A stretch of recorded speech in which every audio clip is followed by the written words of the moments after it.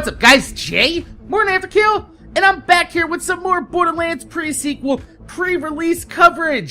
This is a series that I'm doing on my channel where we are counting down the days until the Borderlands Presequel is released, and we have it here in our hands, tangible to play, and we are 9 motherfucking days away, and I cannot wait. It feels like that this day would never come, and it's coming. So, what we're doing here is, since we're counting down the days, I'm letting you guys ask me questions, and I'm gonna answer them. This is the Borderlands Presequel pre-release Ask Me Anything series. So, let's go ahead and get into question number 1 from Mr. Jude Donahue with a very nice Pantera avatar right there. He says, "Hey Mac, do you think you will still be able to duplicate weapons, or maybe there will be a new way to do it?" Yes, you will be able to duplicate weapons, at least at a very rudimentary level of being able to just drop the weapons in somebody's world, dashboard out, come back into the game, have all your weapons, and they will have your weapons too. Since Borderlands does not rely on any type of actual servers, it is a P2P player-based system where, you know, you connect to them. There is a host. Somebody does host a game, and all your saves are saved locally on your system. So that's why you can't do it in Destiny, is because all your saves, your gear, and everything is saved to Destiny's cloud servers. Now, one of the cool things about the fact that Destiny does have the cloud servers is that you can actually go from PS3 to PS4 with the same character, because your information is the same across systems. So you can literally play as the same character on 2 different systems, and that's really awesome. I really would like to see Borderlands go to a system like that, but the duplication inside Borderlands is something that has been there since the beginning. I remember a couple of my friends, D-Hoop and Atone, they used to be really big Call of Duty guys that I used to play with all the time, and they would play Borderlands in a party when I was playing Call of Duty, and I would hear them talking about like, "Oh yeah, just drop it, I'll fucking leave, I'll come back," and I'm like, "Oh yeah, what are you guys doing?" They're like, "Oh, nothing, I just got a legendary, and you know, we're playing together, so he feels like he wants that legendary too, so we're gonna go ahead and duplicate it." And I was like, "Oh, that seems about fair. I mean, you got 1 legendary to share between 2 people. I feel like if 1 legendary drops, everybody in the game should get that legendary. That's because they were there."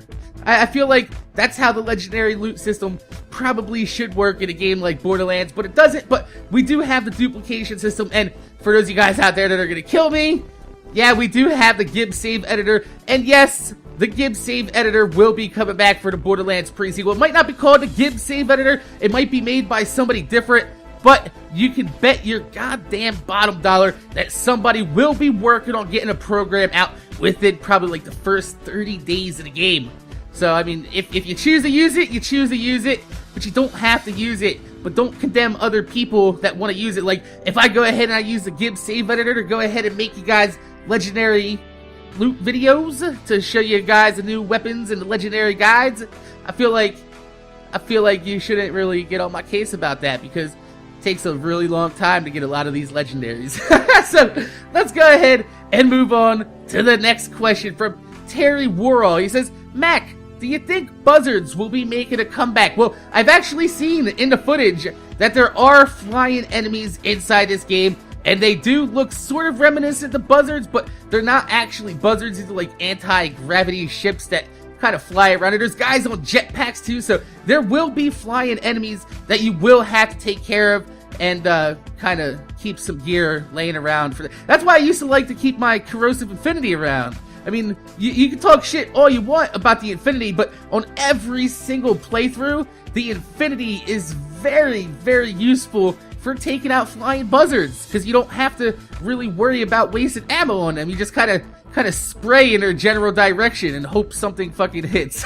But yes, buzzards in some shape or form will be making a comeback as a flying enemy. But what I want to see is, well, why can't we have buzzards or our own flying vehicles to go around? I know the vehicles in Borderlands have never been really, I guess, that great. The driving has always been really, really shitty, especially if you're a driving fan like I am. Like, I love cars, I love driving games. I have raced cars amateurly at racetracks. I mean, I love everything about vehicles, and you come into Borderlands, and you see the way they handle the vehicles in this game, and you're like, just makes you want to fucking rip at your testicles and be like, why, Gearbox? What? Could you, could you imagine somebody walking into Gearbox's studios and be like, they just pull out their dick and just start pulling on their sack, like, why, Gearbox? Why? The driving's so bad. You'd be like, hey, can you get security out here? Randy's like, why? What's going on? We're like, there's a guy in our lobby, and he's forcefully ripping at his testicles, screaming, why? Why is the driving so bad? What? Speaking of that, the fucking Gearbox actually had a bomb-sniffing robot out in the parking lot at their facility. So somebody called in a bomb threat at Gearbox, and if that was one of my subscribers, shame on you! Do not prank people using the police! That is fucking horrible! What happens if somebody gets shot? Like, I make fun of Randy and all them all the time. We have a little bit of fun with a little report back and forth, you know, just joking around, but man, I don't want to see anybody get shot! That's terrible!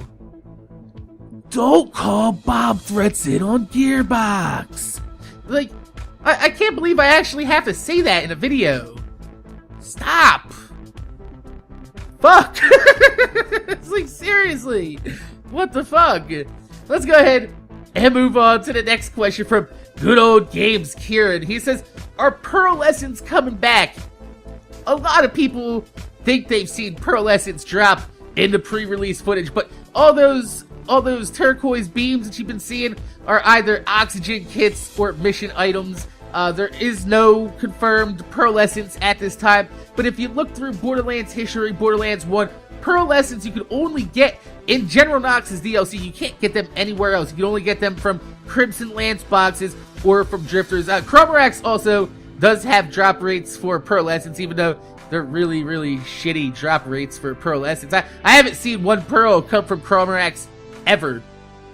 Not once. I haven't seen one come from a Drifter either. Not once. I have seen them come from Crimson Lance boxes. I've seen it twice.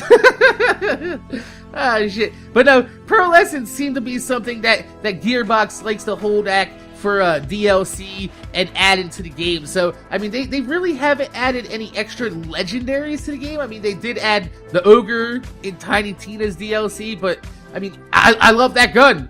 I love the gun. It wasn't as good as the Borderlands 1 Ogre, but as far as assault rifles go in Borderlands 2, the Ogre was pretty much the cream of the crop, and if the critical hit damage in Borderlands 2 for assault rifles wasn't broken, it would have been fucking amazingly powerful. Like, it would have been Borderlands 1 powerful. But if you remember, Borderlands 2 didn't have any pearls until they added Ultimate Vault Hunter mode into, so it looks like that pearls are probably going to be something that they save for DLC, or it's possible that, you know, Gearbox is saving that for when they actually do the work on the game. I know this is a collaboration between 2K Australia. The 2K Australia is responsible for doing the BioShock Infinite. It's actually really fucking good game, but you know, they're a very experienced developer with a deft hand. But I'm thinking that Gearbox, if they do a DLC inside this game, sort of like how they did the DLC for Tiny Tina's instead of outsourcing it to other companies, I'm pretty sure that Gearbox would be the company to make that DLC that the Pearlescents would come in. It makes sense. It makes sense that Gearbox is like, would be a little bit, I guess, protective of the Pearlescent system, even though in Borderlands 2, the Pearlescents were literal donkey dog shit. Like, literally the donkey shit. And then the dog, you know how dogs eat puke and poop sometimes? The dog ate the donkey shit and then shit it out, and it made donkey dog shit. That's quite disgusting. So, let's go ahead and move on to the next question from Hacked Crack. He says, Jay, what do you think about the oxygen system? I have no problem with it. I think it's a really good way to explain why you could double jump, why you could do all those crazy high hovering maneuvers inside of the game, but I also think they added it in there as a little bit of an extra mechanic to kind of give you something to think about, like, hey, if I go and revive my buddy, I can quickly revive him inside of like a hellstorm of fucking bullets, and I'm gonna have to risk my oxygen to save their life, and now I'm out of oxygen. We gotta scramble around to find oxygen, even though I have seen gameplay of when you run out of oxygen. And let me tell you something, the damage over time tick from losing oxygen is literally, it's non-existent. You don't have to worry about it. There's gonna be very, very little times that you're gonna be like, oh my god, I'm running out of oxygen. Oh no, my damage is ticking down by 2 every 3 seconds. I'm gonna die. The enemies drop oxygen. There are areas inside of buildings that when you go in there, your helmet retracts and you don't have to think about oxygen at all. There are oxygen little stem plants all over the goddamn moon surface. There's cracks in the moon surface to give off oxygen. There are jump pads inside of the moon that give off oxygen. Like, literally everything gives off oxygen. The only thing that this allows you is to double jump and revive people pretty fucking fast. So, I mean, they had to explain that some way. Why are you breathing on the moon? Do you have, and you know, people do that shit. But I think the coolest thing about the oxygen system is that it's gonna give you different buffs with your oxygen kits. There are oxygen kits out there that will give you different buffs when you're in atmosphere and when you're out of atmosphere. And when you are in an area that has atmosphere, fire damage will do extra damage over time, and the fire damage outside when you're, you know, there's no oxygen around, it actually, the damage over time won't take effect at all. I think that's a very cool system that they laid that out like that to give people something a little bit extra inside the game on top of what Borderlands offers you with the variety of gameplay. And I think they did a really good job with peeling that, especially because people are going to be like, why is that fire on the moon? There's no oxygen on the moon. There's no atmosphere. Why can I fucking have oxygen on a fire? 2K was like, well, we figured that out, mate. Because they're Australian, so they're like, oi guys, we figured out the oxygen for you. What? Terrible accent. So, let's go ahead and move on to our last question. We're just flying through these questions. This is actually 5 questions. I promise you guys. I didn't go on a rant about Anthony Birch today. That's why we're about 5 minutes ahead of schedule.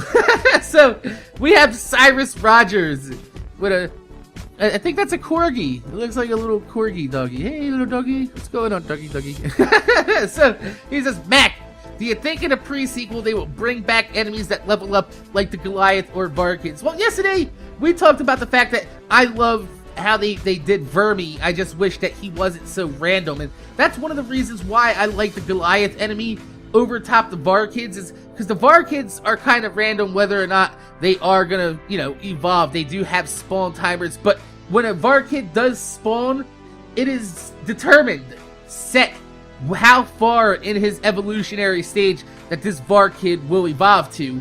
With a Goliath, it just determines by how many enemies are around, and that's why I think the Goliath is a way better enemy than the Varkid evolution, because you can reliably level up a Goliath, and it's a lot of fun sitting there helping him out, slagging other enemies, and watching him just literally beat the shit out of things until he becomes that Goliath, that final evolutionary stage that you were looking for. And that it's so satisfying until you kill him, and then you look at his loot pile and you're like, I just had 15 minutes of fun and now I'm not rewarded.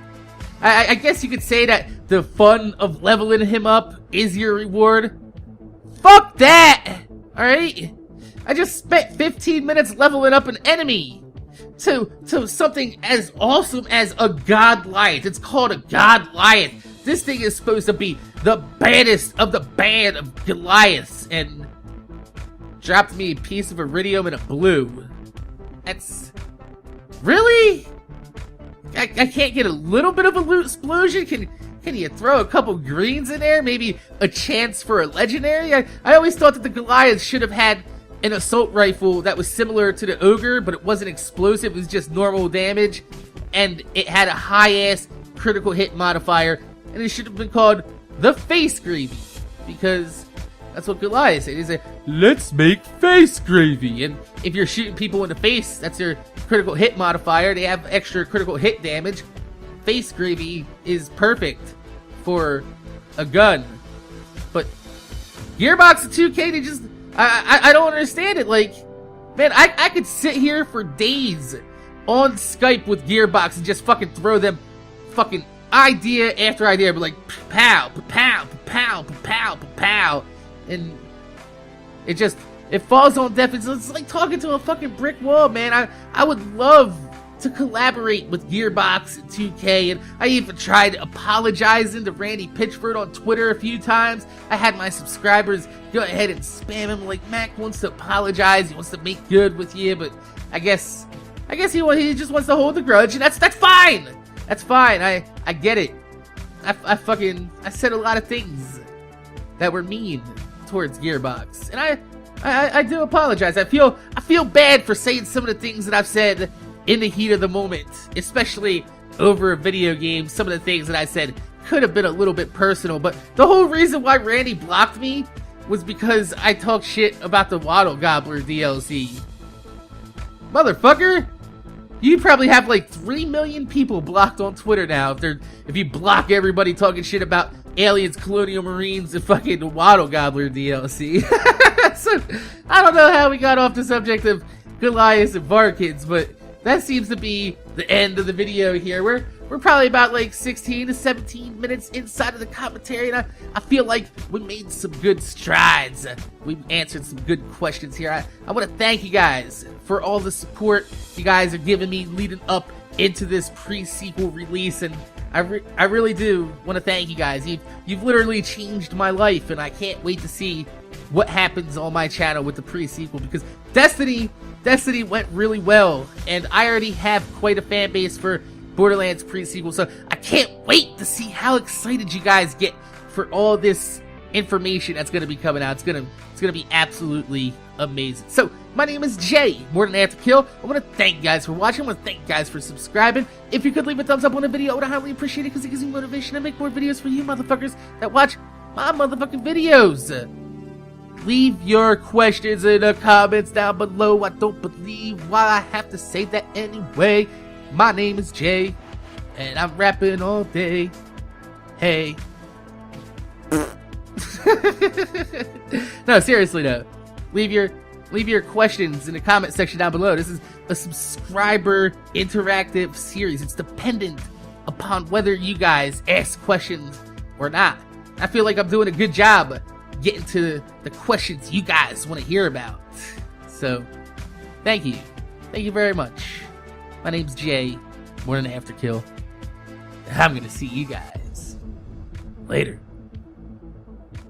I want you guys to know that when I do the later, I do it to, I make it intentionally creepy for you guys. So if you ever feel awkward when I say, I'll see you guys later. Yeah. I see you.